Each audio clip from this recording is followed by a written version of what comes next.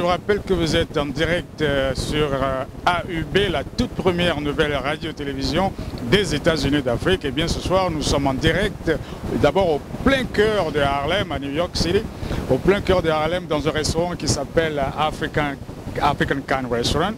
Et dans ce restaurant, en ce moment, se retrouve M. Franklin Nyamzi de la Côte d'Ivoire qui rencontre ses partisans en ce moment. Dans quelques instants, on se retrouve à l'intérieur.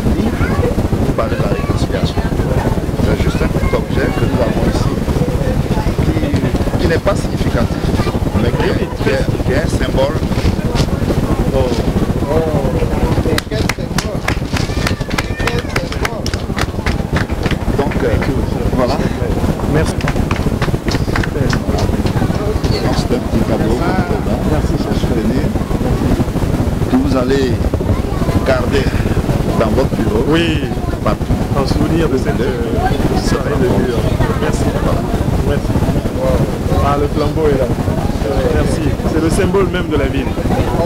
Thank you so much. Thank you. Merci vraiment à tous. Voilà.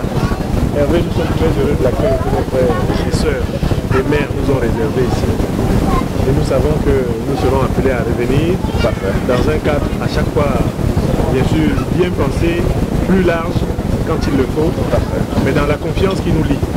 Absolument. En partant d'ici, je sais, et je dirais avec beaucoup d'insistance au président, que j'ai rencontré des militants, des frères, des sœurs, des mères de qualité. Très bien, merci. Et qu'on peut compter sur vous ici. Monsieur Franklin Nyamzi, bonsoir. Bonsoir. Bienvenue parmi nous. Merci. Vous êtes en direct sur AUB, la toute première radio-télévision africaine, la radio des États-Unis d'Afrique, bien évidemment. Vous êtes professeur agrégé, philosophe, écrivain. Monsieur Nyamzi, vous étiez professeur agrégé dans l'Académie de Rouen. Vous étiez directeur de philosophie à l'Université de Lille, c'est ça, bien sûr? Oui, alors j'étais également professeur de philosophie à l'Université de Rouen et à l'Université catholique de Bamako. Alors, vous avez lutté pour la démocratie en Afrique, vous luttez pour la démocratisation en Afrique. Je lutte pour la démocratisation en Afrique. Bien évidemment pour la Côte d'Ivoire, bien sûr. Bien sûr. Et du côté, vous êtes lancé dans la politique et du coup, vous êtes aujourd'hui le conseiller spécial de Guillaume Soro, le président de l'Assemblée générale de la Côte d'Ivoire, c'est ça? L'Assemblée nationale de la Côte d'Ivoire, en effet. Alors, donc, mon engagement politique date des années 90, quand j'étais encore étudiant à l'université de Yaoundé au Cameroun, mon pays natal. Il s'est poursuivi en Côte d'Ivoire dans les années 90 où j'ai poursuivi mes études supérieures au moment où Guillaume Kigbafori Soro se trouvait être le secrétaire général de la Fédération estudiantine et scolaire de Côte d'Ivoire. Et c'est de là que date notre compagnonnage musical, notre compagnonnage dans en quelque sorte ce que je peux appeler la musicalité de la grande génération politique qui monte aujourd'hui en Côte d'Ivoire. Et Guillaume Soro est aujourd'hui président de l'Assemblée nationale de Côte d'Ivoire. Je me réjouis d'être l'un de ses conseillers spéciaux. Merci. Ma toute première question vers vous, si ça ne vous dérange pas. Est-ce que vous pensez qu'il y a la démocratie, la vraie démocratie aujourd'hui en Afrique, précisément en Côte d'Ivoire? Est-ce que même s'il y a la démocratie, est-ce qu'elle est pratiquée en tant que le mot exige? Alors, il n'existe pas au monde une démocratie parfaite. On entend souvent parler en démocratie américaine, française, britannique, etc. de crise démocratique, de crise politique.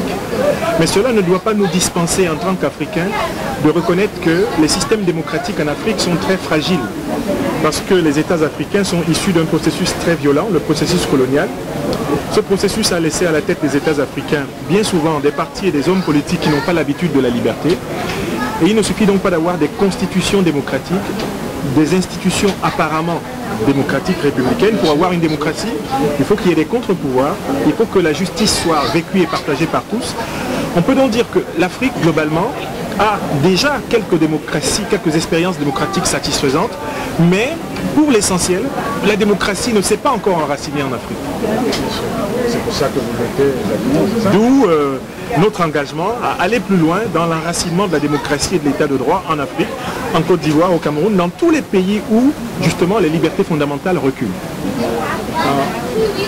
La deuxième question. Oui. Comment se porte la relation entre le président de la République, M. Alassane Ouattara, et Guillaume Soro aujourd'hui?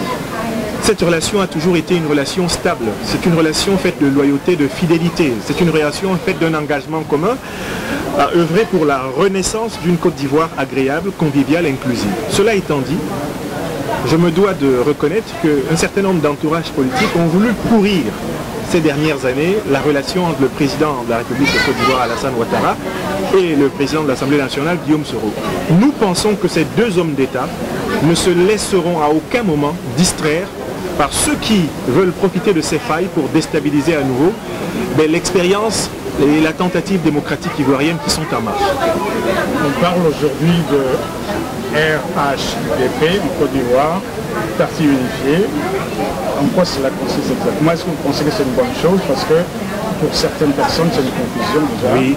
Et quelle est votre explication? Assez brièvement, le RHDP est né en 2005. C'est l'alliance d'un certain nombre de partis politiques qui étaient à l'époque dans l'opposition ivoirienne pour essayer d'obtenir le pouvoir d'État ensemble lors de l'élection de 2010, c'est ce qui a été le cas.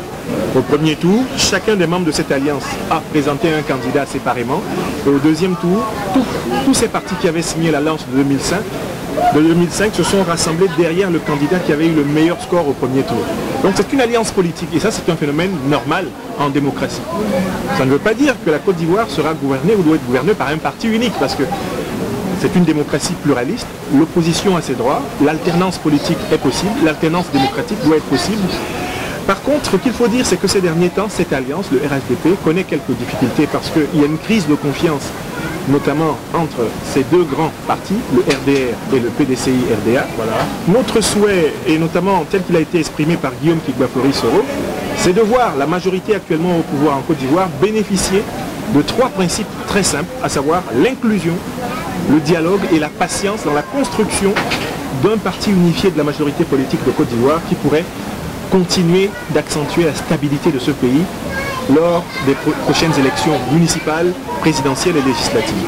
En attendant, ce qu'on constate, c'est qu'il y a une certaine crise de confiance entre le RDR et le PDCI et que cette crise de confiance n'est pas forcément justement un élément positif pour le progrès démocratique en Côte d'Ivoire. Parlons de la réconciliation. Le président de la République et son équipe avaient tenté de faire une réconciliation nationale, on avait déjà vu, mais pour certaines personnes c'était un échec. Pour certaines personnes c'est un échec parce qu'on ne peut pas faire une réconciliation sans pardon. Oui. Est-ce que vous pensez que, en tant que conseiller de Guillaume Soro, qu'il faut aujourd'hui laisser la politique à part, réconcilier tous les fils de la Côte d'Ivoire, en commençant par le pardon, en libérant les partisans de Gbagbo, en commençant par lui-même, et rassembler tous les fils du pays, en faisant ça, tu ne vois pas que le Guillaume Soro peut rapidement être président de la République après le mandat d'Alassane Ouattara. Guillaume Soro est aujourd'hui celui qu'on appelle le grand maître de l'ordre du pardon et de la réconciliation en Côte d'Ivoire. Pourquoi? Parce qu'il a appelé précisément à la libération de tous les prisonniers des dernières crises politiques ivoiriennes, sans exception, y compris ceux de l'opposition, c'est-à-dire y compris ceux du Front populaire ivoirien. Guillaume Soro a ensuite dit qu'il ira voir ses aînés politiques et de génération, à savoir les présidents Gbagbo, Alassane Ouattara et Bédié, pour leur proposer véritablement de libérer les énergies positives de la Côte d'Ivoire en se retrouvant en tant que frères autour d'une Côte d'Ivoire totalement rassemblée. Guillaume Soro est celui qui, au quotidien, reste au contact des Ivoiriens en souffrance, que ce soit ceux qui sont aujourd'hui emprisonnés, ceux qui sont en exil ou ceux qui ont perdu confiance en leur pays. Guillaume Soro nous a mis, nous ses conseillers, en mission pour accélérer, aider à l'accélération de ce processus. Cela n'est pas facile. Rien de tout cela ne peut se faire en un seul jour. Mais Guillaume Soro croit en ceci. Les élections en Côte d'Ivoire n'apporteront jamais la paix si la Côte d'Ivoire n'est pas préalablement réconciliée. Et les Ivoiriens n'ont pas intérêt à valoriser des hommes ou des femmes politiques qui n'ont pas considéré le pardon et la réconciliation comme la priorité, mais qui pourraient considérer leur parcours, leur combat politique comme étant cette priorité-là. Guillaume Soro est dans cette ligne d'ouverture, d'acceptation et de main tendue à tous ceux qui veulent bien la prendre, bien sûr. Okay. Aujourd'hui, vous avez bien parlé, c'est une bonne chose, bien évidemment. Oui. Mais aujourd'hui, il y a beaucoup de sympathisants de Gbagbo qui meurent en prison. Oui. Et est-ce que vous ne croyez pas que Guillaume Soro peut faire quelque chose pour faire sortir ces gens d'abord, à commencer par là? Votre remarque est fondamentale. La Côte d'Ivoire, c'est une république. Elle fonctionne selon le principe de la séparation des pouvoirs. L'exécutif, c'est le président de la République, avec le gouvernement. Le législatif, c'est le président de l'Assemblée nationale, avec Guillaume Soro qui est chef du Parlement, parce que désormais on a deux chambres, le Parlement et le Sénat. Mais le Parlement a pour chef Guillaume Soro, le président de l'Assemblée nationale. Et enfin le judiciaire, qui a la Cour suprême comme étant son summum. Selon les principes des républiques, le président du législatif ne peut pas forcer la justice. Je vous rappelle que Guillaume Soro a un de ses principaux collaborateurs, Koné Kamaraté Souleymane, Soul to Soul, qui est lui-même en prison pour des raisons politiques, depuis pratiquement 1 an. Et Guillaume Soro n'a pas cherché à utiliser la voie du forcing parce qu'il veut donner l'exemple du nécessaire respect des procédures judiciaires qui fait les hommes d'État et les amis de la démocratie et de la République. Donc voilà ce qui est important ici. Guillaume Soro pense que si le président Alassane Ouattara et la justice ivoirienne le veulent bien, toutes ces personnes qui sont en souffrance pourraient être libérées à court terme. Si ce n'est pas le cas, le peuple de Côte d'Ivoire, par la voie démocratique, choisira le changement politique qui lui permettra d'obtenir la libération de tous ces prisonniers politiques. Une dernière question. M. Alassane Ouattara, le président de la République, a récemment annoncé que bientôt il va laisser le pouvoir. Si je comprends bien, il va transmettre le pouvoir à une nouvelle génération. Qu'est-ce que vous pensez? Est-ce que c'est une politique ou bien c'est une vérité? D'abord, la constitution de Côte d'Ivoire dit qu'un président ne peut être réélu qu'une seule fois. Donc le président Alassane Ouattara, dans tous les cas, va à la retraite politique en 2020. Deuxièmement, le président Alassane Ouattara est un citoyen. Il a le droit d'avoir sa préférence, éventuellement, et de présenter cette préférence au seul souverain en Côte d'Ivoire, c'est le peuple de Côte d'Ivoire. La Côte d'Ivoire n'est pas une monarchie. Le pouvoir ne se transmet pas d'élite à élite, ne se transmet pas de père en fils, ne se transmet pas d'ami en ami. C'est le peuple de Côte d'Ivoire qui choisit ses dirigeants. Nous tenons énormément au respect du peuple de Côte d'Ivoire et de la souveraineté démocratique qu'il incarne. Merci, monsieur Niabi. Merci. Merci. Merci de recevoir sur Africa et AUB, la première radio-télévision des États-Unis de l'Afrique. Ça, c'est le premier jour des États-Unis de l'Afrique. Thank you so much. Merci. Thank you.